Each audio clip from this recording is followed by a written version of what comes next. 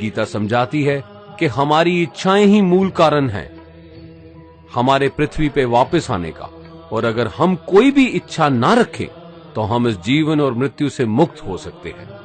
ये द्वार माफी का भी है।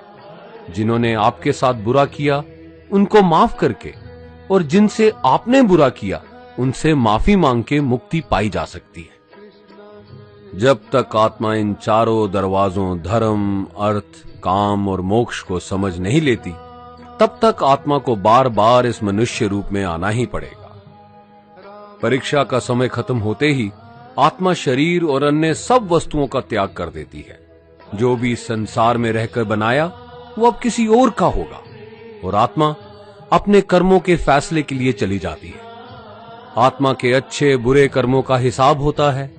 अपने अच्छे कर्मों के लिए आत्मा कुछ वक्त के लिए स्वर्ग और दुष्कर्मों के लिए नरक में चले जाती है। नरक में आत्मा को अपने पापों के अनुकूल सजाएं मिलती हैं, पर सजा खत्म होने के बाद आत्मा को फिर से एक नया शरीर और नया दिमाग मिलता है इस परीक्षा में फिर से बैठने के लिए। और हर परीक्षा में वही सब फिर दोहराया जाएगा, जिंदगी के 4 स्तंभ धर्म, अर्थ, काम और मोक्ष को समझने के लिए। हर जन्म में अपने कई जन्मों के कर्मों के हिसाब से हर आत्मा को कभी अच्छे और कभी बुरे हालातों से जाना पड़ता है। लेकिन जब तक आत्मा परमात्मा के साथ योग को नहीं समझ लेती, वो मुक्ति नहीं पा सकती। भगवत गीता समझाती है कि मनुष्य अपने शरीर, दिमाग या दिल से भगवान को पा सकता है।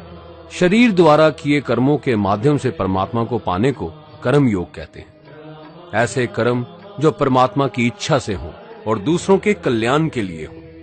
वाल्मीकि ने रामायण लिख के, श्रवण ने अपने माता पिता की सेवा और उन्हें 4 धाम की यात्रा करवा के, मदर टेरेसा ने अपने प्यार और सेवा के माध्यम से, और मैडम क्यूरी ने वैज्ञानिक खोज में अपने जीवन का बलिदान देके अपने कर्मों द्वारा परमात्मा को पाया।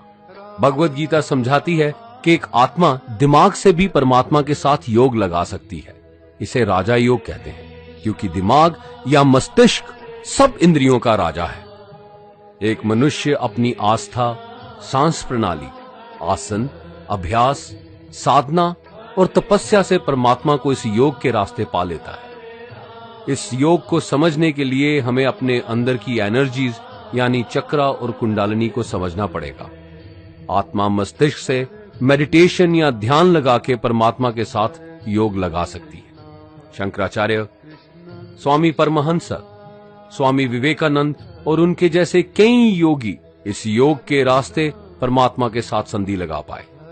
परमात्मा भगवत गीता में कहते हैं कि अगर किसी आत्मा को धर्म ना भी समझ आए, योग ना भी समझ आए, पर अगर वो मेरी शरण में आ जाए तो मैं उसके सारे पाप माफ कर देता हूं। परमात्मा को ऐसी दिल की गहराइयों से पुकार के पाने को भक्ति योग कहते हैं। चैतन्य महाप्रभु, मीराबाई और भगवान हनुमान इस योग के सबसे बड़े उदाहरण हैं।